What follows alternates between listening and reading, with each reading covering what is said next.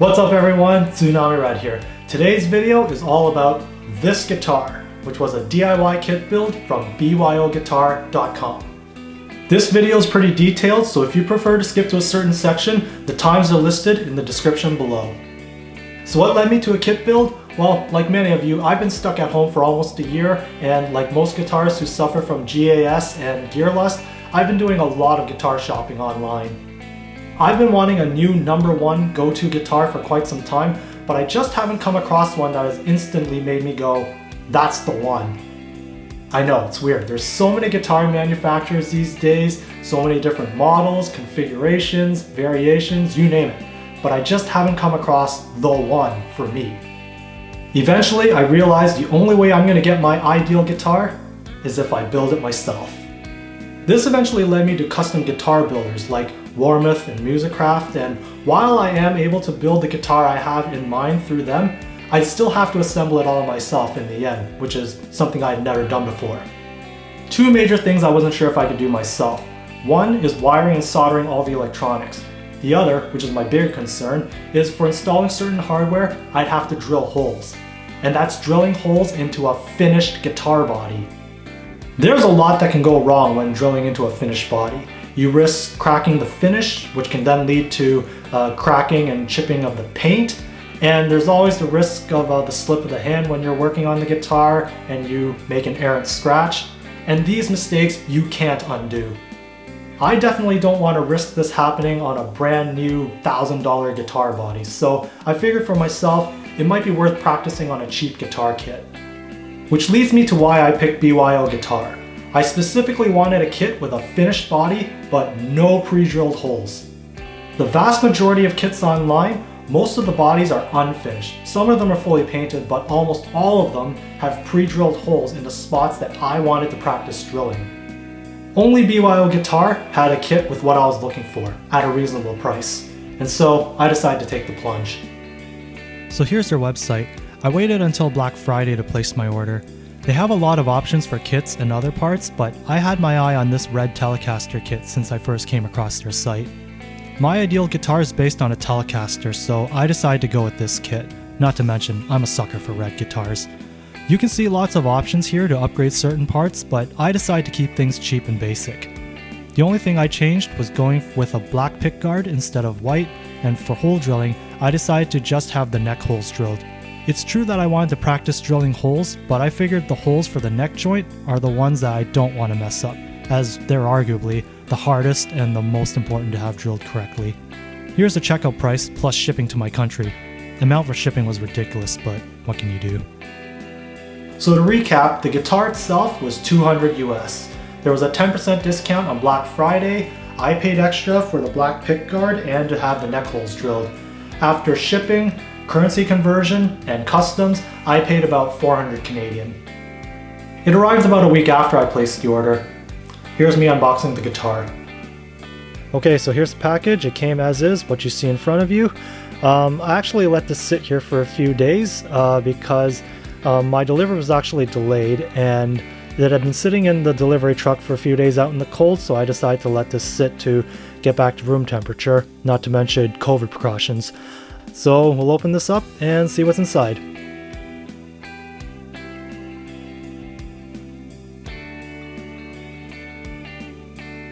Okay, so here's all the parts that were inside the box. I've laid them all out here on my workbench and we'll take a look at each of them one by one. Here's the body. It's been finished red with a gloss finish, and for the most part it's actually fairly well done. Just feeling it all over the sides, the body itself. There's a bit of sawdust, leftover sawdust on it, but overall it still seems like it's in pretty good condition. Looking at the back, same thing, pretty good condition, just a little sawdust and dirt. Yeah, nobody's gonna see this little nick here after I put on the back plate here, but yeah, just sawdust. And looking at the neck joint here, seems to be alright. A little bit of dirt. I can't tell if that's a crack, but so it's a little hard to see because of the light reflection, but there is a black mark here. I can't tell if it doesn't feel like a crack, but hard to tell, but nobody's going to really notice since it's so front here and back. And yeah, seems like it's pretty good.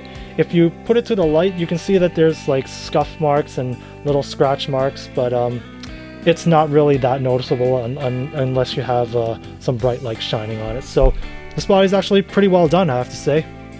And here's the neck, so hold it up a little closer so you guys can see. And yeah, the Tele neck. I'm glad that they did the headstock so I don't have to carve it myself. The edges here are actually pretty smooth, I have to say. Nice, it's got like a nice satin finish to it. Yeah, I mean, you gotta expect that the hole's gonna be a little rough here and there, but the back, very well done. There are some black marks here and here, but the neck itself is pretty good. And I don't feel any, let me see, just like feeling the edges of the frets, because sometimes the frets are kind of rough there. But no, this one's actually pretty good, and they do feel like they've been installed very well. So you can see, it's very, it's actually well done. I'm actually quite impressed. And the nut, it looks like it's well, it's a cheap plastic nut. Can't expect much, but I guess I'll know if it's been cut properly as I install strings and have it set up later. And truss rod hole, it is, let's see, yeah, seems alright. Yeah, really nice, well done. Good Tele neck. And I do have to mention, after handling the dusty body and the neck, my hands and fingers are actually kind of blackened, so a little bit of cleaning up to do. So here's the black pickguard that I requested, and the neck pickup is already installed. Everything's still in its plastic wrap. It's kind of dirty, but everything seems to be there. Screws are there. Yep, and yeah, standard neck pickup. Wires. Yeah, not what to say. Just a standard neck pickup and black pickguard, just as I requested. And here's the bridge pickup with the 3 screws. The 3 screws were actually stuck on it since the pickup's magnetic. And the 2 wires. Oh, there's also springs too. These are also here as well. Looks standard. And here's the bridge with the 4 screws. The 4 screws here. And looks like they had a piece of plastic on these saddles. These saddles are the vintage style type, the 3 big vintage style saddles. They're not compensated, but that's kind of expected at this price point. So yeah, standard bridge. Standard vintage Tele bridge. And here is the control panel. It's a standard Tele control panel. 3-way switch with the knob. And the knobs, these control knobs, are rounded tops. Pretty standard. Everything's looks like it's been assembled, and it looks like I just need to wire these 3 wires. Huh, I was actually looking to wire this all together in my own way. Oh well. And here are the tuners. Tuners are pretty standard from what I can see. Just nothing special with these tuners. Just at least they're the modern type, not the vintage style type where they all kind of interlock. So all the parts are here, thankfully. And here's the input jack with the 4 screws. Seems pretty standard. I was hoping for the dome type, the one that like kind of goes concave, that you typically see in Telecasters, but what do you expect? Work with what you got. And here's the neck joint plate. It actually came with this plastic piece to kind of cover it, to protect it from any scratches. It's actually kind of nice, but yeah, it was nice of them to include that. So here you go, standard neck plate. Here's your chance to engrave like your name or something, whatever you want on it. Maybe a fake Fender engravement. And there's 10 little screws included, 8 for the pick guard, 2 for the control plate. And you have 2 standard strap buttons, 2 washers, 2 screws. These are very standard, the type that you'll typically find on most fenders. Very typical. And they have 2 very basic string trees. Pretty standard. Just 2 typical run-of-the-mill string trees that you'll see on cheaper fenders. And 4 long screws for the neck joint. And they did include these. I would just consider these as freebies. A very basic patch cord. And their brand of strings, 9s to 42s. I'll probably use my own. A truss rod hex key. That can always be useful. You can never have too many. And their own BYO branded pick. It feels like almost like a 1 millimeter almost. In terms of assembling the guitar, I simply follow the instructions that were posted on their website, so if you're interested, you can download them from there. Let me start off by saying I'm no luthier, nor am I the handiest person with tools, so the way I went about doing things should not be considered best practice. In fact, you're going to watch me make a mistake or two, and you may even observe certain things that I could have done better, so definitely don't follow me as an example. With that said, here we go. The first thing I did was wipe down the body and the neck, getting rid of all the dust and grime off of it so my hands wouldn't get so dirty handling it. And for the neck, just to be safe, I lightly sanded the edges of the frets, especially near the neck joint. I also wiped down the pick guard, it was pretty dusty. To start, the neck pickup wires were fed through to the control cavity, and the pick guard and control plate were positioned in place. Then I held them down with painter's tape. Might look excessive, but I wanted to make sure I got things right. Next, I had to drill pilot holes for the pick guard and control plate. After drilling each hole, I inserted a screw. Next was inserting the neck into the neck joint. It was kind of tight at first. Then the neck joint plate was to be screwed on. They suggested lubricating the threads of the screws beforehand, and looking back, I really should have, as it took quite a bit of force to get them to go all the way through. Then came attaching the bridge pickup to the bridge. Then feeding the wires through to the control cavity, positioning the bridge, which I used painter's tape to hold in place. Then drilling 4 holes for the bridge, then screwing it in place. Then, oddly enough, the next step was to remove the screws and the bridge. Next, what you're about to see was the most challenging step of the build, and where I make the biggest mistake.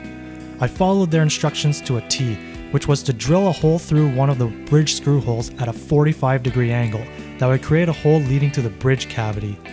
I had to create a pilot hole using my smallest drill bit, but it just wasn't long enough to reach the bridge cavity.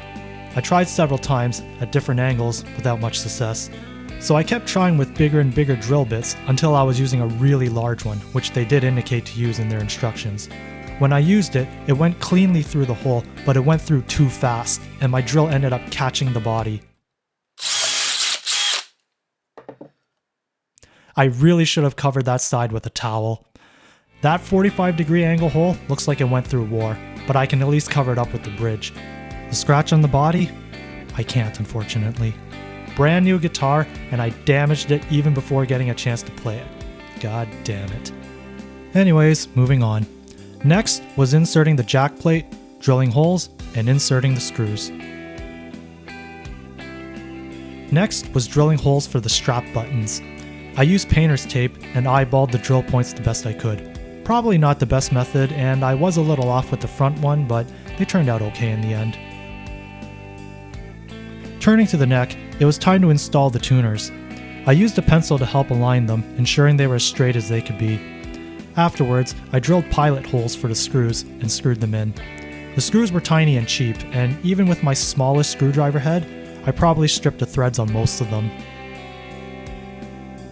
And after all that, the next step was to unscrew parts. Unscrew the neck from the body, then remove the bridge, the control plate, the pick guard, and the input jack. Now came time for the other big task, wiring the electronics. I started off by threading the neck pickup wires to the control cavity, then re-screwing on the pick guard. Then doing the same with the bridge pickup and bridge. Then with the control plate, I had to thread the ground wire from the control cavity through the bridge pickup cavity through that dreaded 45-degree angle hole I created. The reason for that hole is that the ground wire was to wrap around the bridge screw. It was a little tricky to get it in place, took several tries, but I managed to do it. Next was feeding the wires to the input jack hole and then soldering the wires to the input jack. Full disclosure, I suck at soldering. This is my third time attempting it. The first time was in high school, where I got my first exposure, but all I did was make a bunch of blobby messes. The second time was a decade ago, where I thought I'd give it another try after participating in a guitar wiring workshop, but after burning a 500K pot and ruining it, I got frustrated and gave up again. But now, there's no avoiding it if I want to get this guitar working by myself. Most of the work for the switch and pots have already been done, so it's just some minor work for the pickups and input jack that need to be done. I watched a bunch of YouTube videos on how to do this correctly before attempting it again, and even with all my mental prep, I still couldn't execute as smoothly as I'd like, but regardless, you do what you can. Once the wires were soldered to the input jack, I screwed it back on. Next was soldering 2 of the wires to the pot. Even with a third hand, it took a while for me to position them in place. I think I ended up making a small solder blob, getting the wires to stick to the blob, and then using the iron to smooth it all out. This is not the right way to do things, but I ran with it. Then came 2 tricky connections with the remaining 2 wires. Each wire had to make 2 contact points on the control switch, so I had to thread each wire carefully through 2 holes, then solder them. Once that was all done, it was time for the moment of truth, to find out whether I wired and soldered everything successfully. I plugged it into an amp, and using the screwdriver trick, I checked to make sure all the electronics functioned the way they should. And they did. It was quite a relief. But I knew the ultimate test would be to see how it sounds when actually playing it. I was anxious to get to it, so I attached the neck back on and decided to string it up. Took care of a few little things along the way, like adding some graphite to the nut slots and peeling off the protective plastic. Another confession. I've never set up a guitar. I mean, I make minor adjustments and do the usual maintenance type things for my guitars, but they've already been properly set up beforehand. I've never set up a guitar completely from scratch. Until now. I know there's tons of resources online on how to set up a guitar, but I just followed the steps in the instructions to save time. Surprisingly, I decided to use the cheap strings that were included in the kit. And let me tell you, the quality of these strings are really cheap. I could feel it the moment I pulled them out of the plastic packaging, but I decided to run with it. I could always replace them later. After stringing it up, the last thing to install were the string trees. I forgot to film drilling the holes, but here they are, and now came installing the string trees. You may notice I make another mistake here. I didn't realize until after the posts on the string trees are different heights, and I used the wrong ones in each place. Only thing is, like the screws for the tuning machines, they're so cheap and I think I stripped the threads on both of them. I decided I'd fix this another time, as I was anxious to set this up and play. Even following their guidelines, setting it up took a lot of trial and error to get it to even be playable at first. The truss rod was super straight to begin with. For adjusting saddle height, only 2 of the 3 saddles could be adjusted. The third, for the high E and B strings, couldn't be adjusted. Not sure if you can see here, but the holes for the hex key are filled, so I can't get my hex key inside to adjust the height. I consider this a defective part. Quite disappointing, but I decided to press on. Next came adjusting the pickup height. Then, finally, intonation. I think everyone's familiar with the inherent issue with the saddles on a vintage-style Telecaster bridge, so it was impossible to achieve perfect intonation. I spent a lot of time trying to get it as close as I could, but eventually just settled with the best that I could achieve. I was just anxious to play it. So here it is, fully assembled. Aside from the scratch behind the bridge that I made with my drill, this looks and feels like a brand new guitar, for the most part. So I've been playing this guitar for a good 2 weeks now, and during this time I've been making adjustments to the action to get it to play the way I like, and also adjusting the pickup height to get it to sound decent. So now comes the ultimate test. How does it sound? Let's find out. Here's the signal chain. Everything is as direct as can be. Guitar, direct to the computer, direct to the camera. Here we go.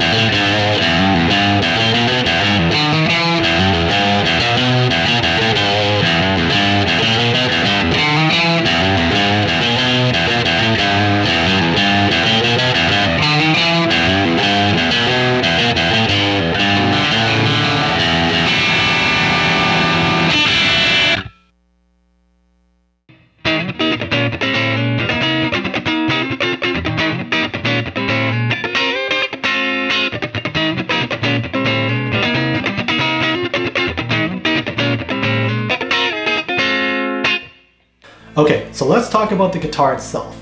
To put it simply, this is, without question, a cheap starter guitar. There's no beating around the bush. But for a cheap starter guitar, there are a few things that I would say were done well. The paint job and the finish on the body aren't too bad. It's not super pristine and mint. You can still see some scratches if you view it under bright light, but overall, I'd say it's in excellent condition. The neck is actually better than I expected.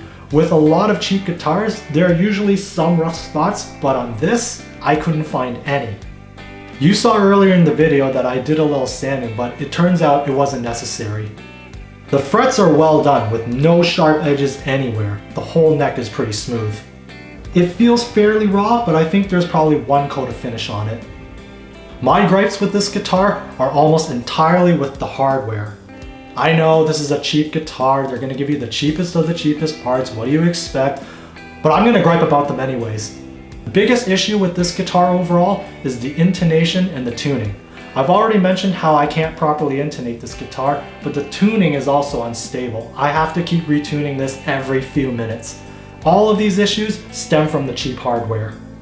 Tuning stability obviously is because of these cheap tuners.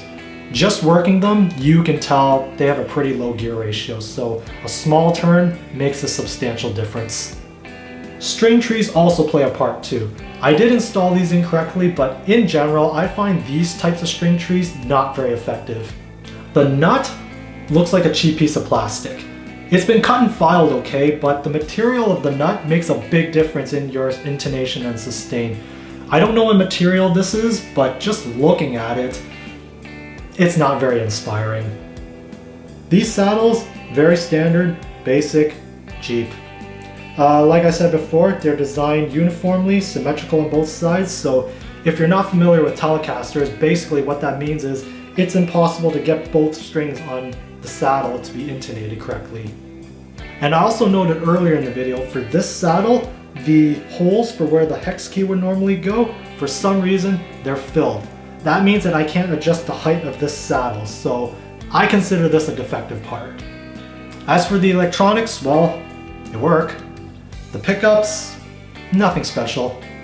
I'm sure these are just cheap, generic pickups, can't expect much, but at least it sounds like a Telecaster. I already mentioned how some of the screws, especially the tiny ones, were kind of cheap, and I ended up stripping the threads on some of them. And finally, the instructions weren't exactly the most detailed or well written.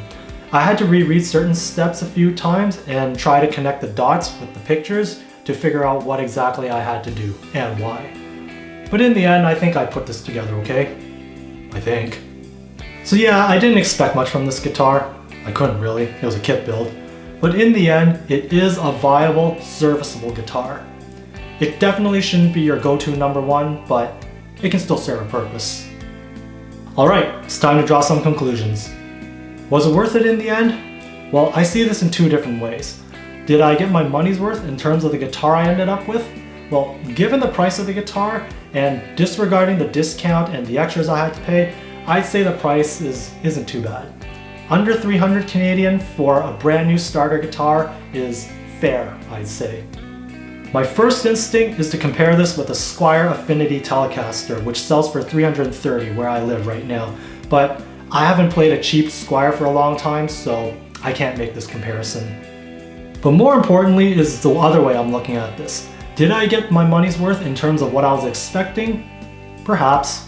Kit builds are more about the experience of putting together the actual guitar as opposed to the quality of the end result. And that experience is what I was looking for and why I got this kit in the first place. Which leads to the next question. How was the experience? Did I learn anything new and get sufficient practice? Well, if anything, I learned more about myself and my abilities and how to put together a guitar. That said though, I did get to practice drilling holes into a finished body and solder some wires, which is what I was looking to do. My drill work was just okay. I actually learned a few tricks on how to drill cleaner holes after I had finished drilling holes into this body. Some turned out okay, some weren't very good, but thankfully the pickguard and the hardware cover up my mistakes. But two things I have learned though. One, it's worth lubricating the threads of the screws, and two, don't over tighten them. There were a few screws that I had over tightened and it ended up cracking some of the surrounding paint and finish. For soldering work, I was actually expecting to solder everything from scratch, like the pots and the control switch, but the control plate came pre-assembled, so all the toughest and trickiest soldering work was already done, and I just had to do some simple soldering for the pickups and the input jack. So I do feel like I missed out on that. I didn't do the greatest job. I feel like I could still use a lot more practice, but I managed to get things done. The electronics work. Hopefully my basic skills are enough to get me by in the future, but without the opportunity to do everything from scratch, who knows? So, after all this practice and experience, do I feel ready to take on my ultimate guitar build that'll probably cost me around $2,000 with the confidence that I won't mess anything up? I really don't know. I'm certainly closer than I was before, but no way I can say I'm 100% sure of myself. As for the guitar itself, well, again, it is what it is, a cheap starter guitar. It's playable, it's usable, just don't expect too much. Now, would this be better if the hardware and the electronics were replaced with high quality parts? Well, yeah, of course it would, but how much better? Maybe I'll find out someday.